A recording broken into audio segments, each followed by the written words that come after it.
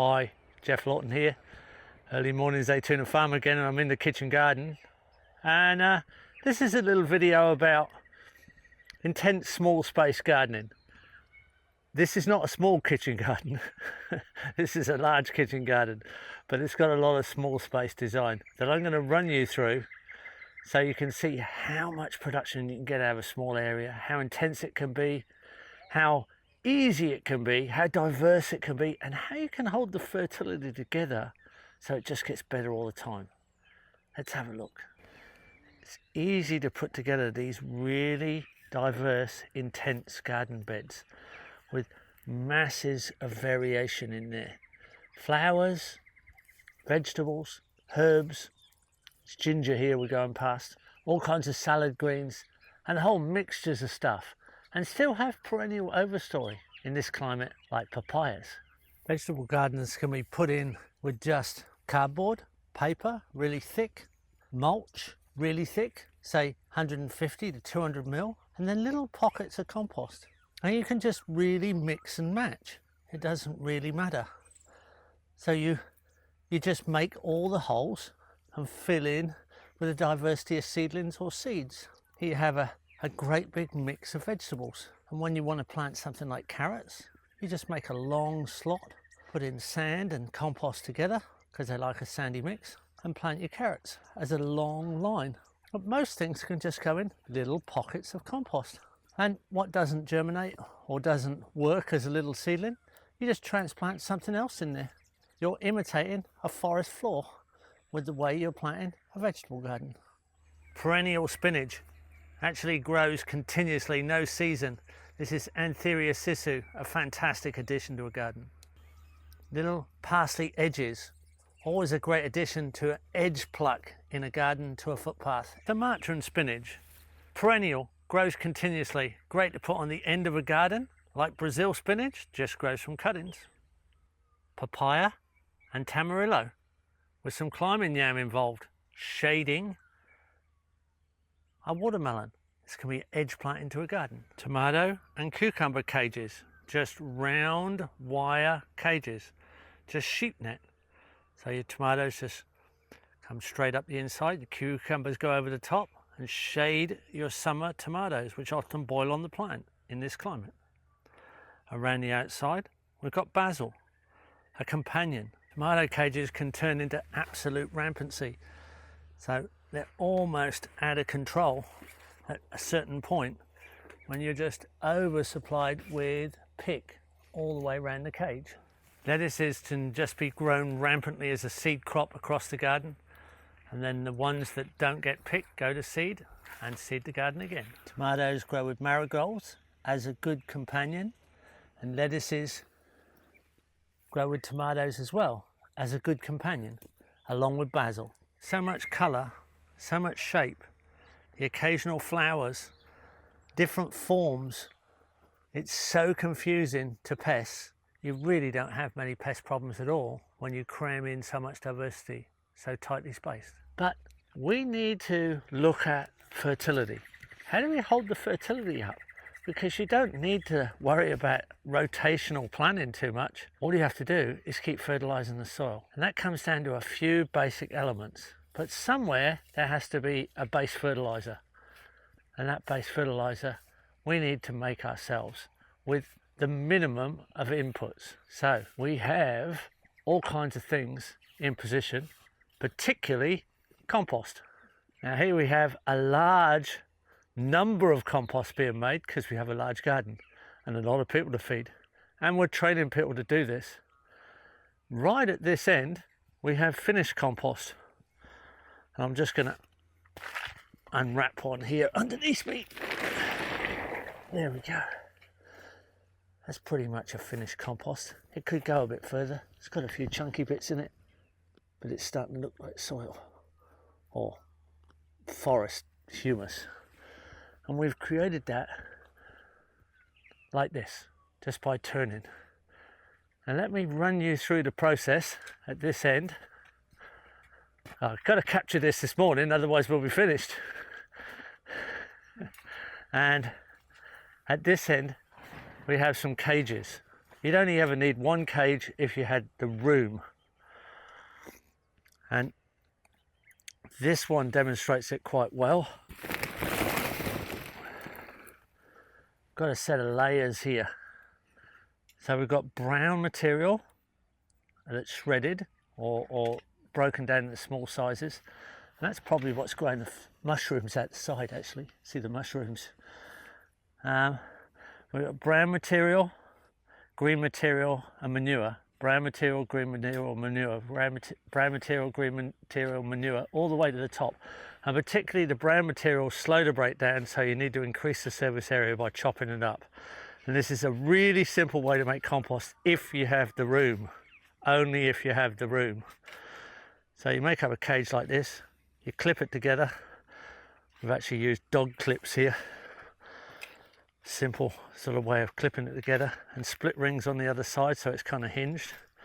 And we leave it in here for just 1 week. 1 week later, we turn it. So that'll be a Monday. It's been a week in a cage. Then on a Monday it turns, and then again on a Wednesday, and then again on a Friday. So 3 turns, Monday, Wednesday, Friday, for 3 weeks, and it's done. That's what's happened all the way down here. And at the other end, you got the result that I showed you at the start. It's that simple. 1 week in a cage, turn Monday, Wednesday, Friday for 3 weeks, and it's all over. 1 month later, you got 1 cubic meter, almost exactly the same volume you started off with, to fertilize your garden. One of the best fertilizers you can possibly use. And I'm just going to show you what we do with our urban tractor. It's a very basic deep litter system we've got here at the moment. I'm going to show you how we get at least 1 cubic meter of compost out every 2 weeks. So this is our little urban chicken tractor. It's a compost tractor, and it's all made out of recycled materials. We made it with the farm workshop, all the little doors and things. But it's very basic and covers 16 square meters in total. It's 2 meters wide and 8 meters long. And this is the chicken house. Harriet and Rudy are inside emptying out the deep litter. I've got a little bit of a cucurbitaceae vine, kind of gourd, tropical cucumber growing on the outside. We've recycled a couple of shed doors here. And this is the material coming out. And that was just mulch. So it's just paddock mulch there. And it's been in the tractor here for about 2 weeks. So I think we're going to get about, what, 6 wheelbarrows you're getting out? Yeah, at least. At least 6 wheelbarrows. And this is pretty high grade material. So if I go in, we've filled it up right up to these tin edges. That was that much full. We've got this set up so we've got a little auto waterer here. So the chickens just pack in here and they get their water. And that goes to a little 20 litre jug that's on the outside. We've got it covered with a planter bag, and that stops it going getting algae. We've got a little recycled tin can here full of grit, so they've got their grit. And we've got a bit of shade cloth on the outside because we're in a hot climate in the summer. And right now we've locked them into the roost, and they just have a flat roost here. Some recycled 20 litre drums at the back for nest boxes. The door that's closed them in there is the door that closes the manure receptacle mulch underneath. There's a concrete slab there.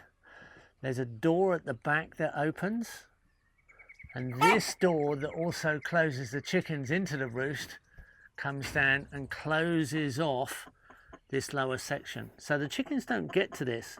They just drop all their night manure, goes through onto this mulch. So this is very rich in manure.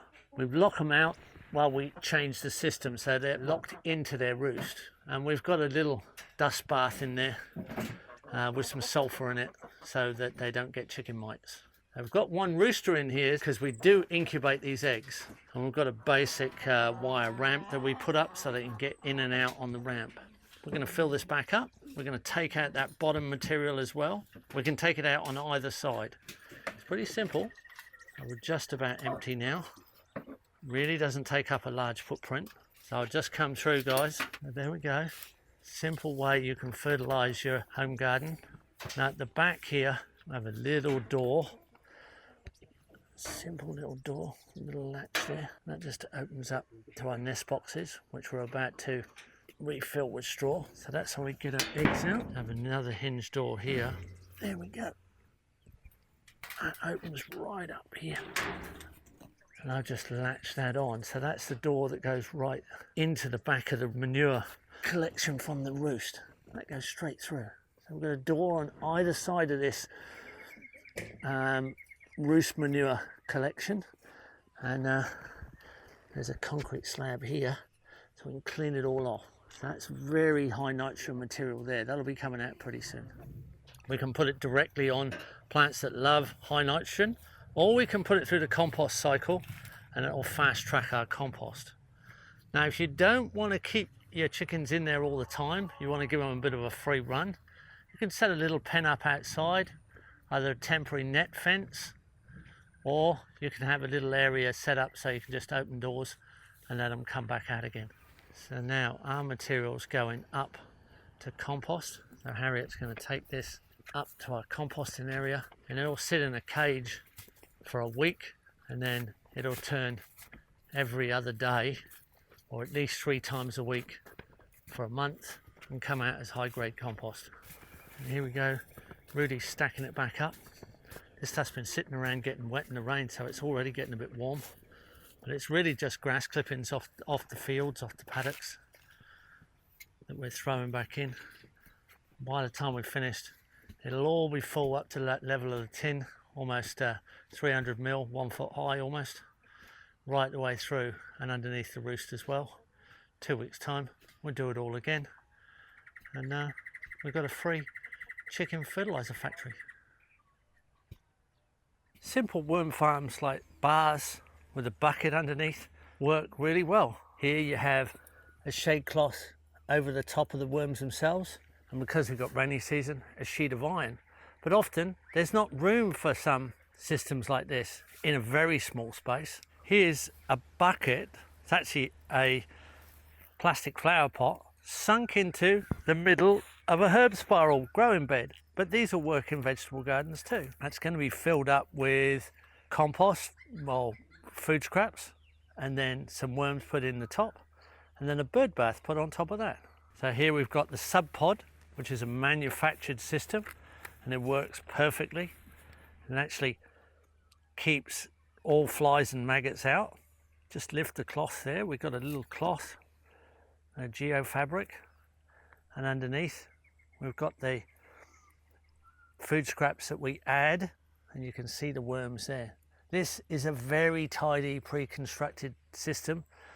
There's no mess, there's no smell, and it interacts with the garden and the garden fertility very well. So you can see around the outside we've planted brahmi, which is reasonably hard to grow in this garden, but here it's grown really easily with the fertility of the sub pod. A great addition.